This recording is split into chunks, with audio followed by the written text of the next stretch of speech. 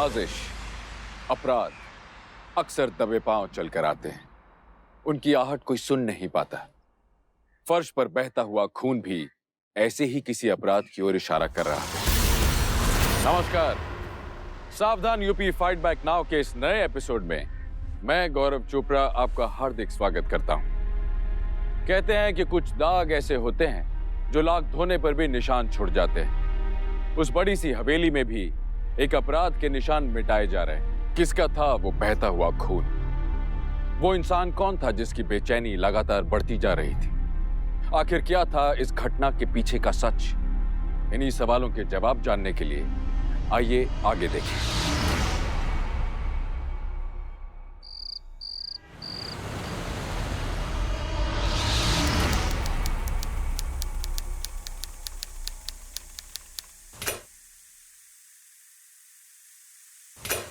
बहुत थोड़ा सा आटा बचा है छोटी माँ, आटा लाना पड़ेगा। अच्छा, जरा देख तो कितना आटा बचा है। कल को तेरे बाबूजी को टिफिन तो हो जाएगा ना। मैं जरा अभी देखती हूँ, आप रोटी का ध्यान रखना कहीं जल ना जाए। हाँ।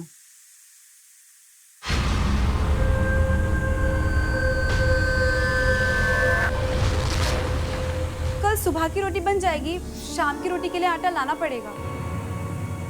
ठीक है। अरे संध्या, अरे आज रोटी मिलेगा कि उठ जाए? हाँ हाँ, बन रही ना रोटी। हम लोग मशीन थोड़ी ना है।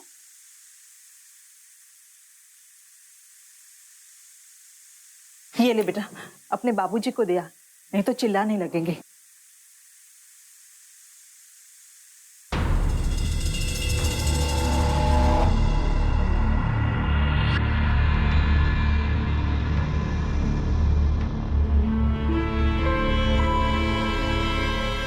क्या है? सारा दिन मेहनत करके घर आओ और खाने को क्या मिलता है? ये जला हुआ रोटी। अब ये जला हुआ रोटी खाए हम? रोटी जल गया है क्या? ये लीजिए। अरे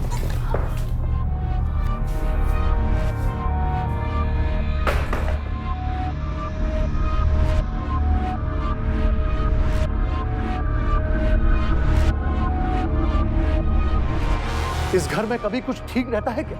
जिसको देखो वही टूट फूट गया। खाने के लिए बैठो तो रोटी जला हुआ मिलता है, कुर्सी पे बैठो तो उसका टांग टूट जाता है। सारे घर को नरक बना के रख दिया। आपके बिगड़ने से कुर्सी ठीक हो जाएगा क्या? कुर्सी का बात कर रहे। इस घर का हालत देखा है आपने? पता नहीं कब टूट के गिर जाए। कहना क्या चाहती हो? इस घर को फेंक दें और नया लेके आए? हाँ हाँ, हो सके तो ले आइए ना। इतना बड़ा ना सही, छोटा ले आइए, लेकिन मजबूत ले आइए। अरे हमारे बाप दादा का मकान है, ये खानदानी घर है, ये समझी? हमारे बाद हमारे आने वाली पीढ़ी को जाएगा।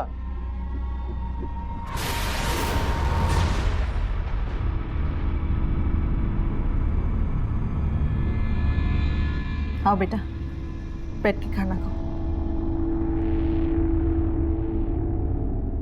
हमारा किस्मत ही खराब है। पहली बीवी बेटी को जन के मर गई और दूसरी का कोख ही सूना रह गया।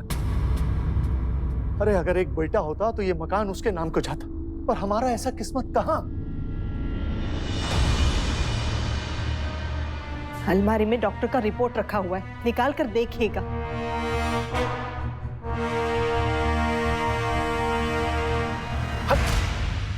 नहीं खाना हमको, खाना वही चैन से खाना तक खाने नहीं देता है। सच कहते हैं सब, सारी मुसीबत की जड़ औरत ही है।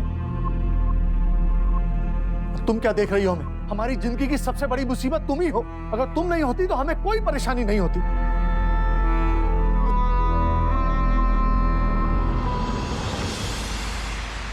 मत रोइए छोटी माँ, रोने से क्या फायदा? और बाबूजी की बात पे रो रहे हैं? वो तो बस ऐसे कुछ भी बोल देते हैं, मन में कुछ नहीं है उनके। प्लीज जाने दीजिए इस बात को। अक्कू, ये सिर्फ आज की बात नहीं है, उम्र के साथ इनका गुस्सा भी बढ़ता जा रहा है। वैसे आप गलत भी नहीं बोल रही थी छोटी माँ। दिन भर दिन बाबूजी का गुस्सा बढ़ता ही जा रहा है। ना ही मेरे लिए कोई रिश्ता आ रहा है और ना ही बाबूजी मुझे कॉलेज जाने देते हैं। घर से बाहर निकल भी नहीं पाती ज्यादा मैं। ऐसा लगता है जैसे मैं पागल हो जाऊंगी। तू चिंता मत कर अक्कू, मैं तेरे बाबूजी से बात करूंगी। जब तक तेरा कोई रिश्ता नहीं आता तब तक तुझे कॉलेज जाने दे। सच छोटी माँ, अगर बाबूजी मान गए ना मुझे कॉलेज भेजने के लिए, तो मैं वो सब करूंगी जो आप कहेंगी। हाँ हाँ, सब करना, पर पहले तेरे बाबूजी को तो मान जाने दे। हाँ वो तो है, मैं भगवान जी से हर रोज प्रार्थना करूंगी कि बाबूजी बस एक बार मान जाएं। तुम्हारे कॉलेज जाने से तुमसे ज्यादा मुझे फायदा होगा आपको। अच्छा आइडिया है।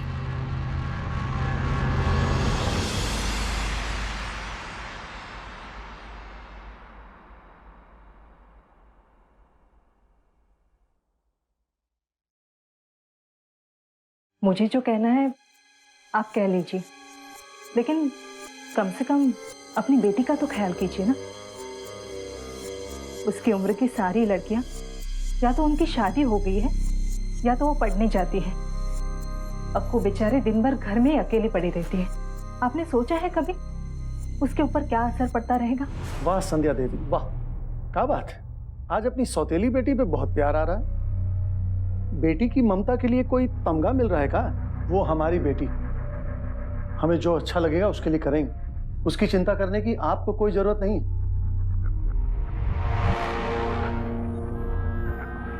कोई तमगा नहीं मिल रहा है हमें। हम तो बस यही चाहते हैं कि इस घर में सुख और शांति बनी रहे। आपके चेहरे पे हमने कभी कोई खुशी नहीं देखी, तो कम से कम अक्कू को तो खुश रहने दीजिए ना। वो खुश रहेगी तो उसे देखकर हम भी खुश हो जाया करेंगे। जय हो साध्वी संध्या माता की, जय हो। वाह, दूसरों की खुशी में खुश होना, कितना उच्च विचार। मन प्रसन्न हो गया। बस कीजिए, अक्कू को जीने दीजिए। वो थोड़ा पढ़ लिख लेगी तो अच्छा पढ़ा लिखा लड़का मिलेगा उसे। और आप तो आजकल की पीढ़ी को जानते हैं ना, अच्छी पढ़ी लिखी लड़की खोजते हैं ताकि शादी के बाद वो काम कर सके और आमदनी दुगनी हो। हम खानदानी लोग हैं संध्या, हमारे घर की बेटियां बाहर जाके काम धंधा नहीं करती। हम अपनी बेटी के लिए ऐसा ही घर ढूंढेंगे। अरे जब काम धंधा करना ही नहीं है तो पढ़ने का क्या फायदा? जितना पढ़ लिया उसने उतना बहुत है। खानदान की बात तो आप रहने दीजिए, कब के सब मर खप गए हैं, लेकिन आज भी इस खंडर में उन्हीं का राज चल रहा है।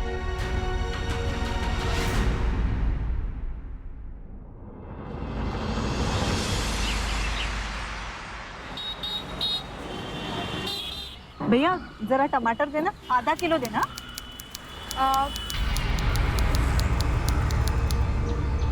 माँ पालक ले क्या? मैं पालक भी दे दो। अच्छा पकड़ तो मैं जाकर आती। अरे गिरा दिया ना तूने, ध्यान कहाँ है तेरा? जरा संभाल थोड़ा, मैं अभी आती हूँ 2 मिनट। हाँ?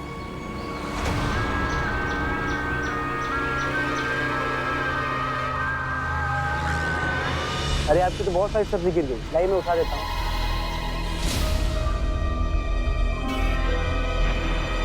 कहाँ रहती हैं आप? यहीं आसपास रहती हैं? जी। अरे अपना नाम तो बता दीजिए। क्या बात है बेटा, नाम जानना है? हम बताते हैं इसका नाम। आओ आओ आओ। अरे क्या हो गया?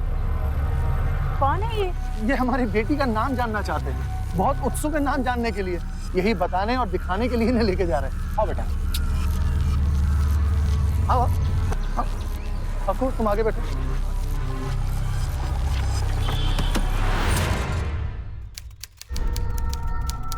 गौर से देखो इन तस्वीरों को। जानते हो ये कौन है? ये है मेरे दादाजी, बैरिस्टर लोकनाथ वाजपेयी, हिंदुस्तान के सबसे बड़े बैरिस्टर। और लोग उनसे मिलने के लिए लाइन लगाया करते थे।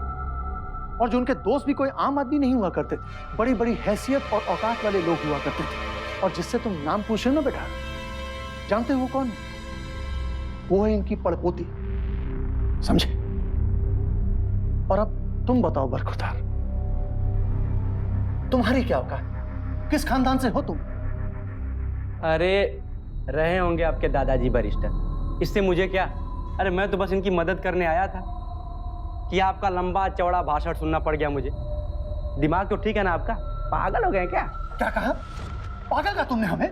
हम तुम्हें पागल दिखते हैं? हाँ बोला तो क्या गलत बोला मैंने? हाँ, अरे सपने से बाहर आके हकीकत में देखिए, ना तो कोई मेहमान है और ना ही लोगों की लाइन लगी पड़ी यहाँ पे। अरे आदमी तो क्या, यहाँ कोई कुत्ता नहीं आता होगा। पता नहीं कैसे झेलते हैं लोग आपको। तुम लोग हमें क्या घूर रही हो? तुमको क्या लगता है हम झूठ बोल रहे हैं? अरे हमने यहाँ बड़े बड़े लोगों की भीड़ जमा देखी है। अच्छा,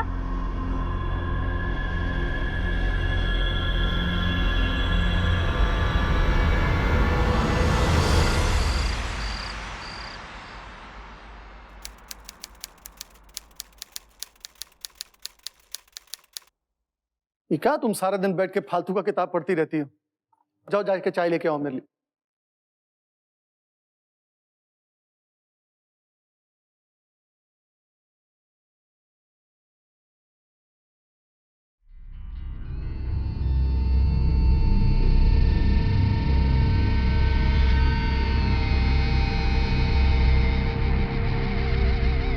लगता है तुम्हारा छोटी माँ सही कह रही थी, तुम्हें किसी कोर्स में एडमिशन दिलाना ही पड़ेगा, वरना तुम ये फालतू का किताब पढ़ पढ़ के अपना टाइम बर्बाद करती रहोगी। सच बाबूजी, आप मुझे कॉलेज भेजेंगे?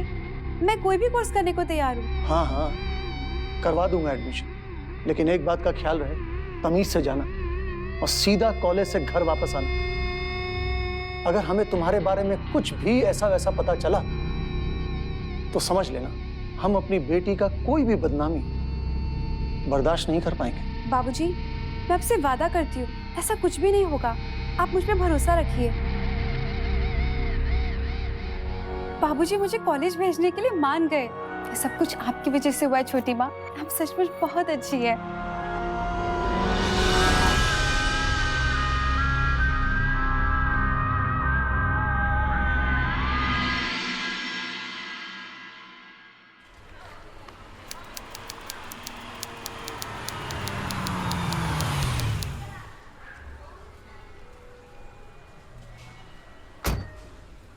देखो, जो कुछ करना है जल्दी जल्दी कर लो, हम आधा घंटा में आएंगे तुम लोगों को लेने।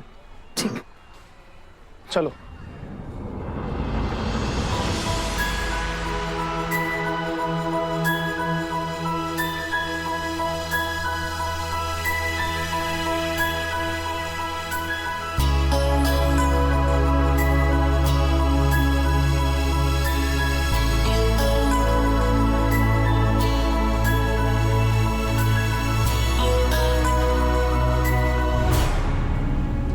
अरे इतना देर काहे को हो गया? और सुनो, यहाँ तो लड़का लोग भी पढ़ता है, कोई लड़कियों वाला कॉलेज नहीं मिला क्या?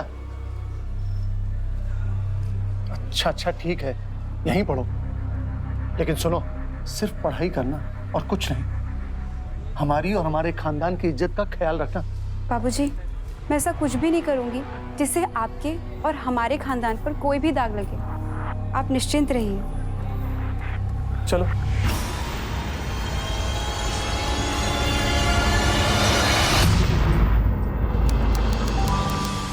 ये लो, अच्छे से मन लगाकर पढ़ना, ठीक है?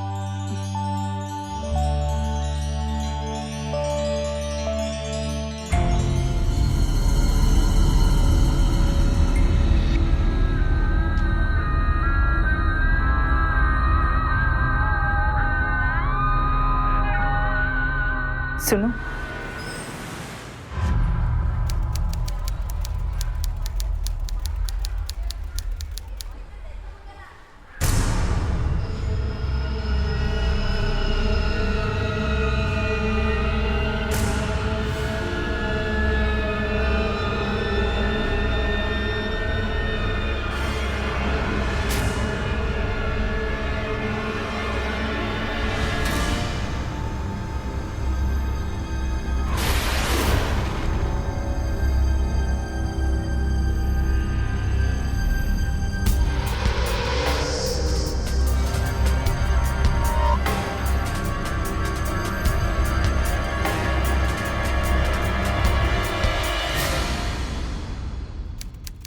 और मौसी, घर में सब कुशल मंगल? एकदम ठीक है सब। नमस्ते दादी। जीती रहो। जगन्नाथ, आखिर तुमने बेटी को कॉलेज भेज ही दिया। अब घर में बैठे बैठे क्या करती मौसी, इसलिए भेजा। खैर अब आप ये सब छोड़िए। अब जो अक्कू के लिए आप रिश्ता लाई, लग तो ठीक रहा, पर लड़के की कोई तरक्की होगी कि नहीं? बिल्कुल है, बहुत तरक्की करेगा, बहुत होशियार लड़का है। अक्षरा के लिए मैं कोई ऐसा वैसा रिश्ता लाऊंगी क्या? ये सब तो ठीक है मौसी, लेकिन लड़के का गोत्र क्या है? उसका गोत्र है गौतम। अरे ये तो हमसे नीचे का है। अब ऐसे घर में कैसे लड़की को ब्याह दें? बिल्कुल मन मुताबिक लड़का नहीं मिला ना तो क्या है, लड़की को जिंदगी भर आप घर पे ही बिठा के रखिएगा। ऐसे ही मन में एक निकालिएगा ना तो हो चुका लड़की का ब्याह। अरे तो क्या करें, लड़की को कहीं भी ब्याह दें, खानदान के बारे में भी पता ना करें? अरे हम खानदानी लोग हैं, ऊंचा खानदान और कुल देख के ही लड़की का रिश्ता तय करते हैं। अक्कू की माँ भी बहुत ऊंचे कुल की थी, तुम्हारी तरह अरे गहरे घर की नहीं थी। अब हमारे ऊंचे खानदान में शादी हो ही गई है तो इतराओ मत। आप क्यों यहाँ पर रिश्ता लेकर आई है मौसी जी? यहाँ पर रिश्ता लाने का कोई फायदा नहीं है। इन्हें तो हर लड़के में कोई ना कोई खोट नजर आती है। कभी लड़का ठीक नहीं है, कभी उसका काम धंधा ठीक नहीं है, कभी खानदान पे बात आकर अटक जाती है। आप जाइए यहाँ से मौसी जी। भले लड़की बुढ़ी हो जाए लेकिन ये ऊंचे कुल के लड़के के इंतजार में ही रहेंगे। भले घर खंडर ही बन जाए लेकिन इनके ऊंचे कुल और खानदान का ढोल अभी तक नहीं फटा है।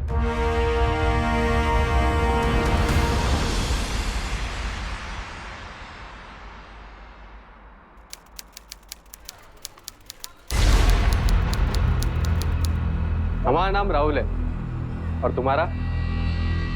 अक्षरा, अक्षरा वाजपेयी। अक्षरा वाजपेयी, बड़ा ही प्यारा नाम है। मुझसे दोस्ती करोगी?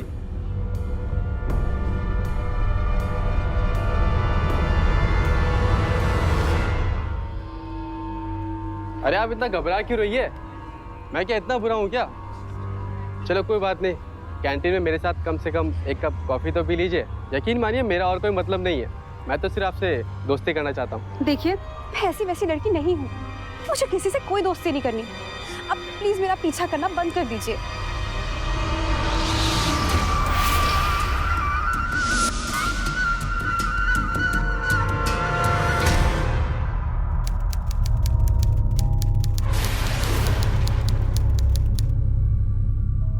तुम पाए लगो मामा जी। आओ आओ नौटंकी बाबू। संध्या चाय ले आओ, और हाँ बिस्कुट भी। तुम्हारा चहेता रवि आया है। और नौटंकी महाराज, कैसा चल रहा है तुम्हारा नौटंकी का क्लास? अरे कुछ पैसा वैसा भी कमा लेते हो कि बस ऐसे ही नौटंकी किए जा रहे हैं? अब देखिए मामा जी, मैं जो काम करता हूँ कोई बेकार का काम नहीं करता हूँ, कोई चोरी नहीं करता हूँ, किसी को धोखा नहीं देता हूँ। अब इज्जत की 2 रोटी कमा लेता हूँ, इसमें बुरा क्या है? कैसे हो रवि? मैं अच्छा मामी, आप कैसी हैं? मैं भी बहुत अच्छी हूँ। और सुनाइए, कोई ताज़ा खबर? हाँ वो अक्कू है ना, कॉलेज जाने लगी। हाँ वो तो पता है मुझे, कॉलेज में देखा था उसको, उसी के बारे में बात करने आया हूँ। मामा, अक्कू की शादी की फिक्र नहीं है आपको? बेटा बाप हैं हम उसके, हमको फिक्र नहीं होगा तो और किसे होगा? और तुम्हें आज अचानक काहे को फिक्र होने लगा? पहले तो तुम कभी इस बारे में कोई बात नहीं की। अरे बहन है तुम्हारी, आज तक कोई अच्छा रिश्ता लाए हो? नमस्ते रवि भैया, कैसे हैं आप? अरे अक्कू, मैं एकदम सॉलिड हूँ, तुम कैसी हो? मैं अच्छी हूँ, कॉलेज में कोर्स कर रही हूँ, बस अभी हाथ में धो के आती हूँ। हाँ हाँ हाँ।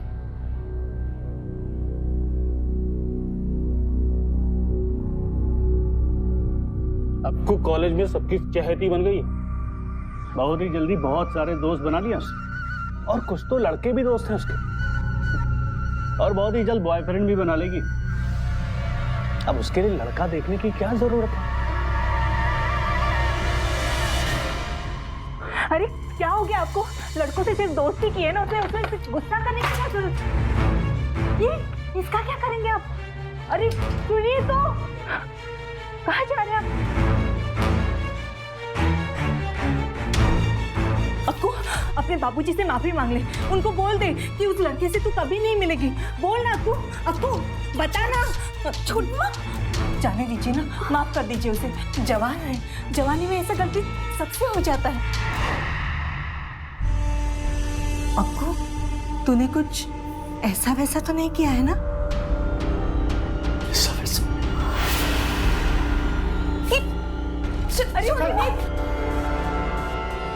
अरे क्या कर रहे हैं आप? छोड़िए, कहाँ लेके जा रहे हो उसे? कुछ ऐसा वैसा करने से पहले लो पकड़ो उसे और देखो इन्हें, और इनके सामने कसम खा के कहो कि तुम्हारा कोई बॉयफ्रेंड है या नहीं। अक्कू बेटा सच बताओ, अभी भी समय है। अपने बाबूजी को जो भी है सच बता दो बेटा। बाबूजी, मैं सच बोल रही हूँ, मेरी किसी लड़के के साथ कोई दोस्ती नहीं है। तो रवि क्या झूठ बोल रहा था? तुम्हारे बाबूजी ने तुम पर भरोसा किया, मैंने इनसे तुम्हारे लिए बात किया और तुमने हम दोनों को धोखा दिया, इस खानदान की परंपरा और इज्जत को धोखा दिया। बॉयफ्रेंड बनाने की हिम्मत कैसे हुई तुम्हारी? इससे पहले कि सबके सामने हमारा गर्दन शर्म से झुक जा, लो इसे तुम काट दो, काटो इसे। इस लड़की को हमने कॉलेज भेज के बहुत बड़ी गलती की। आज से तुम कहीं नहीं जाओगी, तुम्हारा कॉलेज जाना बंद।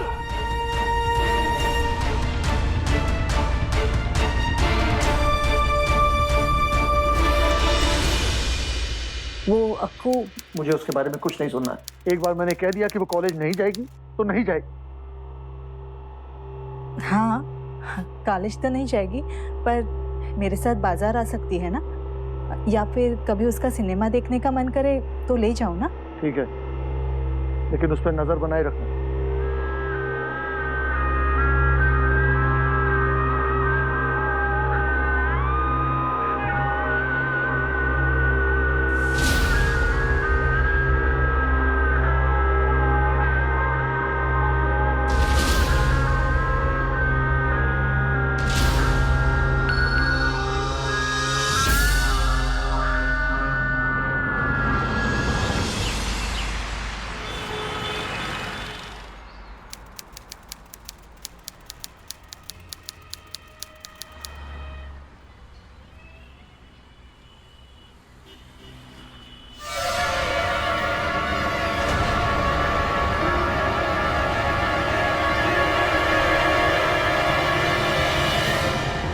छोटी माँ, चलिए यहाँ से। अरे क्या हुआ, सिनेमा नहीं देखना है क्या तुम्हें? अरे अक्षरा, कैसी हो तुम? आजकल कॉलेज नहीं आ रही हो तुम? 3-4 दिन से दिखाई भी नहीं दी। सब ठीक तो है ना? छोटी माँ, चलिए यहाँ से, मुझे कोई सिनेमा नहीं देखना। अरे रुको ना, मैं हूँ ना। एक मिनट, तुम कौन हो? अक्षरा के साथ कॉलेज पढ़ते हो क्या? जी, मैं इसका दोस्त हूँ। क्या? ये कोई मेरा दोस्त वस्त नहीं है, मैं तो इसे जानती भी नहीं हूँ।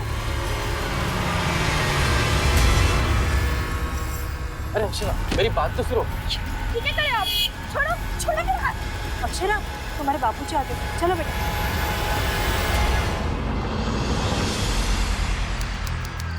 आज इन्होंने अक्कू को बहुत मारा, लगता है हमारा प्लान काम कर रहा है। अगर ऐसे ही चलता रहा ना तो किला जल्दी फतेह हो जाएगा।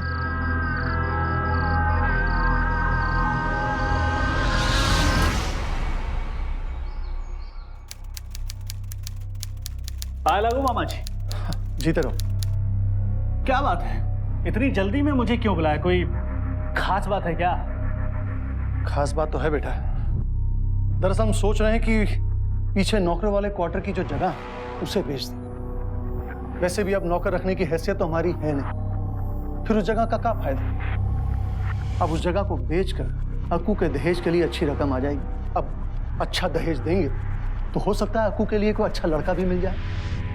लेकिन तुम चिंता मत करो, उस जगह को बेच के जो भी रकम मिलेगी उसका 1/4 तुम्हारी माँ को भी दूंगा, ये उससे कह देना, समझे? अरे मकान बेचना जरूरी है क्या मामा जी? और कोई बंदोबस्त नहीं हो सकता है क्या? बंदोबस्त के इंतजार में बैठूंगा तो अक्कू बूढ़ी हो जाएगी। अरे जितनी जल्दी रकम हाथ में आएगी उतनी जल्दी रिश्ता तय हो पाएगा। अरे इतनी हड़बड़ी में फैसला मत कीजिए। और कोई उपाय? क्या उपाय? क्या उपाय तुम ही बताओ। अरे जितना कह रहे हैं उतना करो, समझे? ठीक है मामा जी, अब आपने फैसला ले ही लिया है तो ठीक ही लिया होगा। वैसे मुझे भी कोई उपाय दिख नहीं रहा है।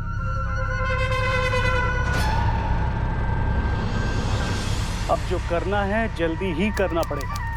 अरे मकान बेचना इतना आसान नहीं है और मामा जी से होगा नहीं।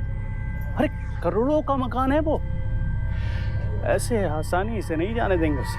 और हाँ, एक बात का ध्यान रखना, चाहे कुछ भी हो जाए लेकिन अक्कू की शादी नहीं होनी चाहिए, नहीं तो अक्कू को भी हिस्सा देना पड़ेगा। बस बुढ़ा एक बार उससे अपनी जायदाद से बेदखल कर दे तो सब कुछ अपना। तुम निश्चिंत रहना, मैं पूरी कोशिश करूंगी।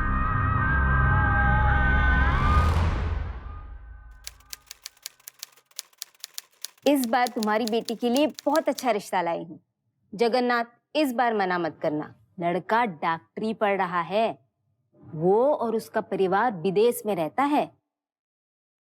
उनको लड़के का पढ़ाई पूरा करने के लिए थोड़ा ज्यादा पैसा चाहिए। कितना मांग रहे हैं? 50 लाख।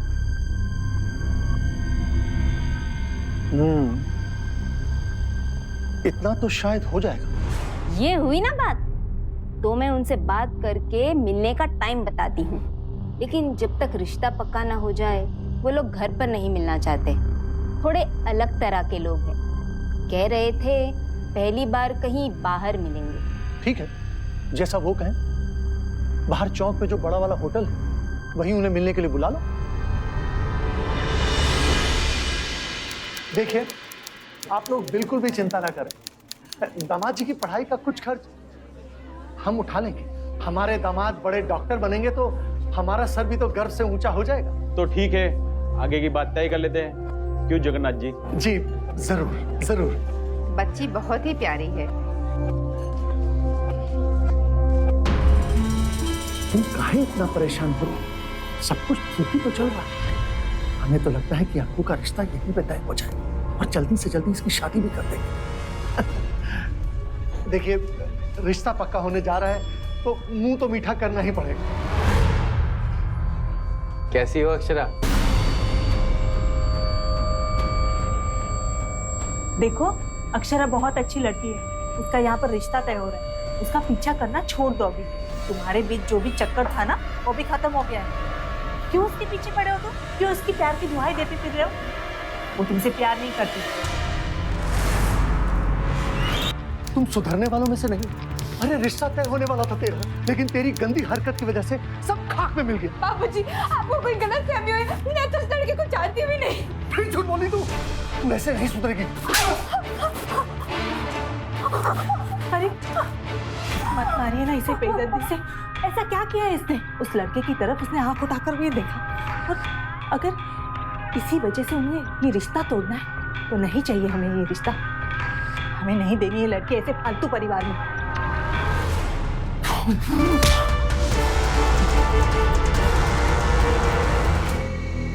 क्या हुआ? वो अक्कू वो मर गई। क्या? और मामा जी कहाँ? वो वहाँ अंदर है।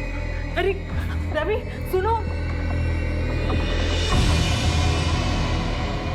अक्कू,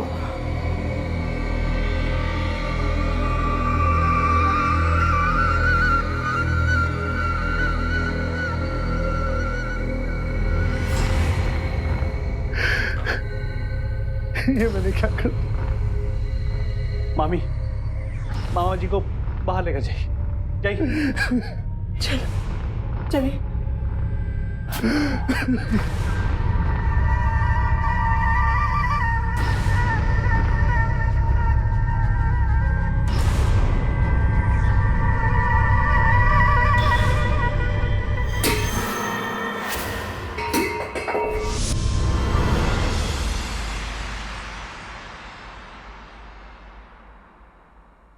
पुलिस को तो बुलाना ही पड़ेगा। अब हमारे पास कोई रास्ता नहीं बचा है। मामा जी, आप पुलिस को सरेंडर कर दीजिए। साफ साफ कह दीजिएगा पुलिस से कि आपने ये खून जानबूझकर नहीं किया। अरे गलती से हो गया आपसे। हम कोर्ट में अपील करेंगे। हो सकता है आपकी सजा शायद कम हो जाए। रवि ठीक कह रहा है, हमें पुलिस को बुलाना ही होगा। आप कहाँ लेके जा रहे हो? उन्हें छोड़ दीजिए। अरे सुनिए तो।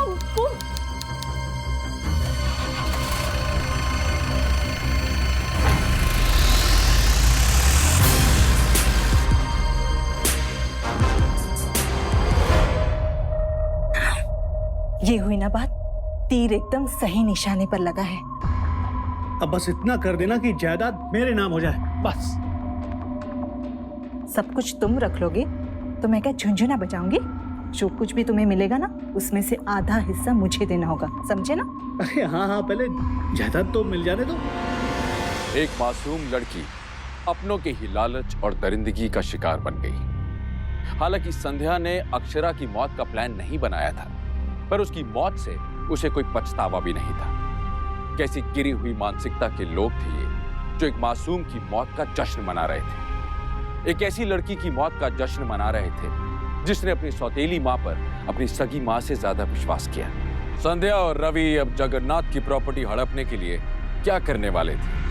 क्या वो अपने मंसूबों में कामयाब होंगे? क्या होगा इस कहानी में आगे? आइए देखें।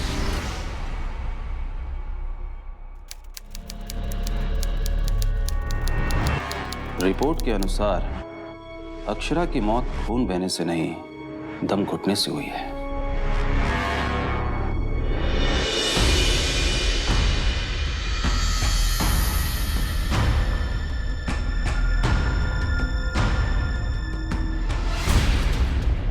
तुम तो कह रहे थे कि तुम अक्षरा को मार रहे थे, फिर उसका दम कैसे घुटा?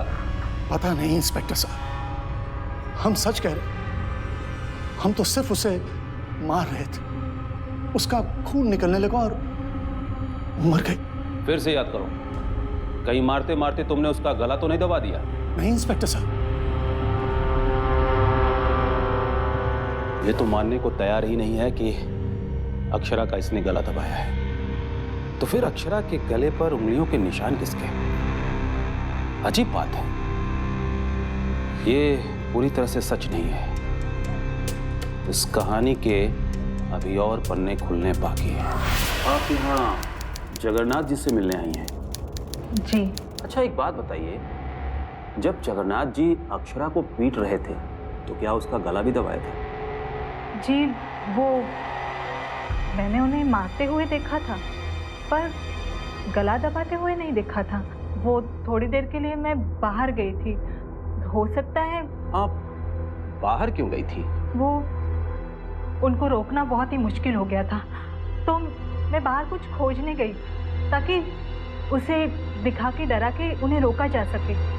पर मैं एक डंडा लेकर आई, लेकिन फिर मैंने देखा कि अक्षरा तब तक मर चुकी थी। ठीक है, आप अपने पति से मिल सकती हैं।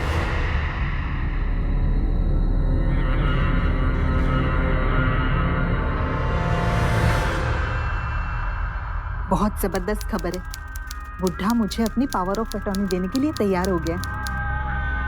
क्या बात कर रही हैं? अरे ये तो सचमुच बहुत जबरदस्त खबर है मामी। मामी? अरे हाँ, सबके सामने मामी और अकेले में संध्या डालेंगे। मुझे इस बात का बिल्कुल अंदेशा नहीं था कि बुढ़ा इतना बेवकूफ है। और अक्कू बेचारी कितनी बोली थी। देखो ना, सारे काम कितनी आसानी से हो गए। और राहुल ने तो कमाल की एक्टिंग की। बुढ़े को यह मानना पड़ा कि राहुल और अक्कू का कोई चक्कर चल रहा है, वरना अक्कू को मारने का तो कोई प्लान ही नहीं था हमारा। लेकिन बुढ़ा अपनी बेटी की ये खबर सुनकर पागल हो गया और उसे जान से मार दिया और चला गया जेल। इसे कहते हैं एक तीर से दो शिकार। शिकार में मेरा भी कुछ योगदान है, ये बात भूल तो नहीं गए तुम लोग। मेरा पैसा कब दोगे तुम? हाँ हाँ, ले लेना ना, पहले जायदाद तो बिकने दो। और तुम इतने हड़बड़ा क्यों रहे हो?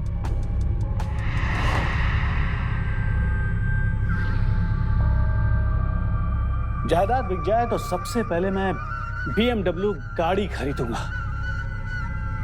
उसके बाद स्विट्जरलैंड जहां पे डिटेल जगह शूट हुआ था, और उसके बाद हॉलीवुड भी घूम ही आऊंगा।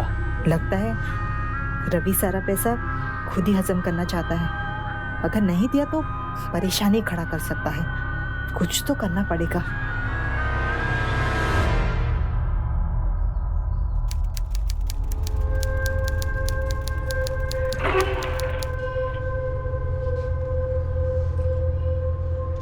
इंस्पेक्टर साहब, मुझे आपसे कुछ जरूरी बात करनी है। कहिए। वो मुझे अचानक से कुछ बात याद आ गई। इसीलिए मैं यहाँ पर दौड़ी चली आई।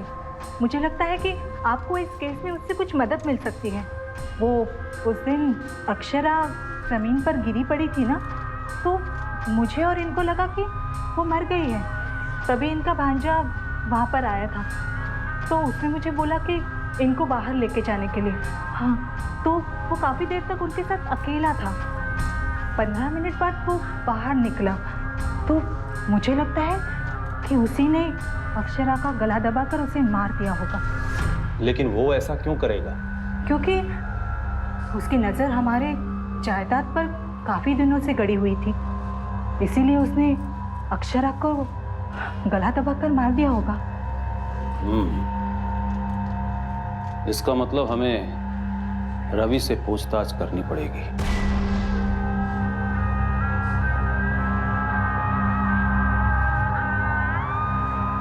वो इंस्पेक्टर साहब, मैं अभी आती हूँ, ठीक है?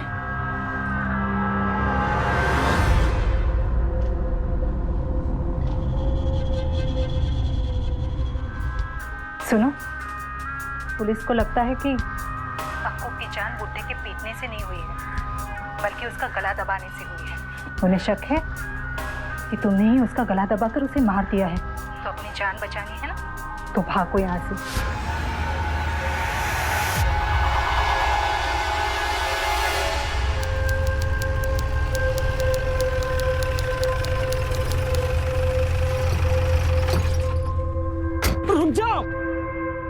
हाँ तो बेटा, जायदाद से करोड़ रुपए चाहिए थे ना तुम? वैसे कितने एक्टिंग स्कूल खोलने का इरादा था तुम्हारा? हाँ? इंस्पेक्टर साहब, मैंने पहले भी बताया कि मैंने कुछ नहीं किया। इंस्पेक्टर साहब, जब मैं वहां पहुंचा तो उससे पहले अक्कू मर चुकी थी। तो तुम अचानक वहां कैसे पहुंच गए? संध्या ने बुलाया था ना? जी हाँ, मुझे फोन करके उसी ने बुलाया था मुझे।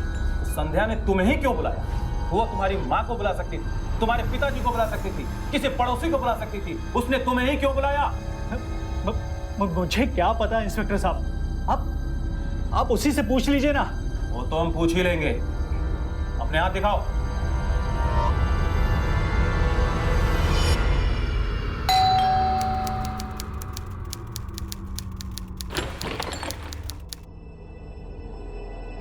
चलिए संध्या जी, आपको हमारे साथ थाने चलना पड़ेगा।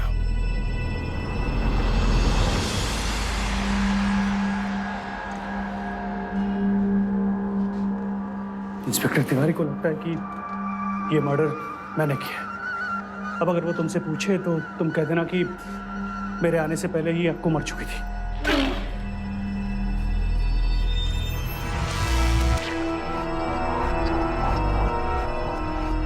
संध्या जी, जरा अपने हाथ तो दिखाइए।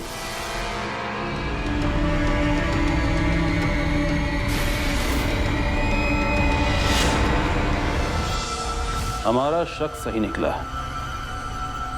जगन्नाथ वाजपेयी को बुलाओ। कैसा शक इंस्पेक्टर साहब? और यहाँ चल क्या रहा है? इतना परेशान होने की जरूरत नहीं है, अभी सब कुछ पता चल जाएगा।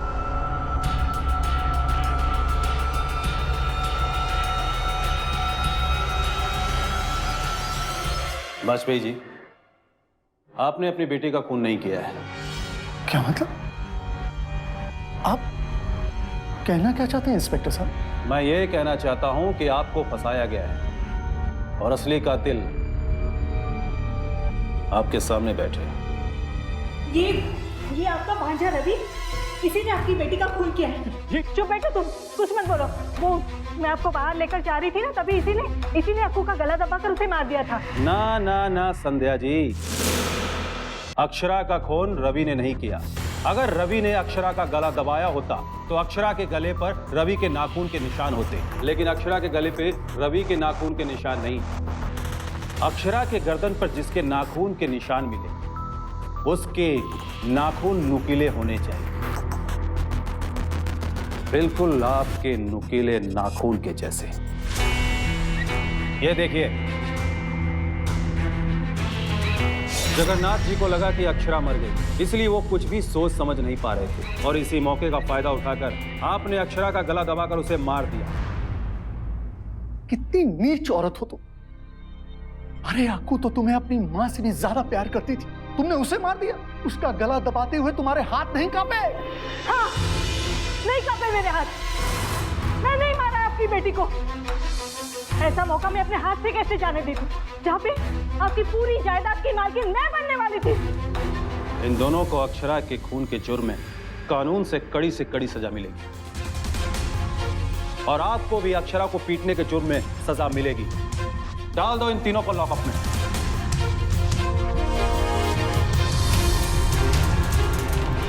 जमीन और प्रॉपर्टी के लिए होने वाली लड़ाइयों और अपराधों का इतिहास बहुत लंबा है, न जाने कितनी जाने गई। नेशनल क्राइम रिसर्च ब्यूरो के हिसाब से प्रॉपर्टी क्राइम रेट के मामले में उत्तर प्रदेश हमारे देश में दूसरे नंबर पर आता है। लालच किसी का सगा नहीं होता। अपने लालच को पूरा करने के लिए इंसान अक्सर अपराध कर बैठता है। जगन्नाथ की गलत सोच और संध्या की लालच की वजह से एक मासूम की जान चली गई। संध्या वाजपेयी को यह साजिश रचने के लिए और अक्षरा के कत्ल के इल्जाम में आईपीसी की धारा 108, 120 बी और 302 के तहत उम्र कैद की सजा हुई। वहीं राहुल पांडे और रवि ठाकुर को इस कॉन्स्पिरेसी में शामिल होने के लिए आईपीसी की धारा 120 बी के तहत 3 साल की सजा हुई। जगन्नाथ पर कत्ल का आरोप नहीं लगा, पर उसे अपनी बेटी को शारीरिक रूप से प्रताड़ित करने के जुर्म में इंडियन डोमेस्टिक वायलेंस एक्ट और आईपीसी की धारा 352 के तहत 1 साल की सजा हुई। आइए आप और हम मिलकर एक नारा लगाएं, एक मुहिम छेड़े कि हम उत्तर प्रदेश को एक क्राइम फ्री प्रदेश बनाकर रहेंगे। आइए मिलकर अपने इस सपने को साकार करें, कानून की मदद करें, अपराध के खिलाफ आवाज उठाइए, चाहे अपराध आपके घर के अंदर हो या घर के बाहर। इसी नारे और उम्मीद के साथ गौरव चोपड़ा को दीजिए इजाजत। फिर लौटूंगा एक सच्ची घटना को लेकर, जहां उत्तर प्रदेश क्राइम से लड़ेगा और बखूबी जीतेगा। तब तक देखते रहिए सावधान यूपी, फाइट बैक नाउ।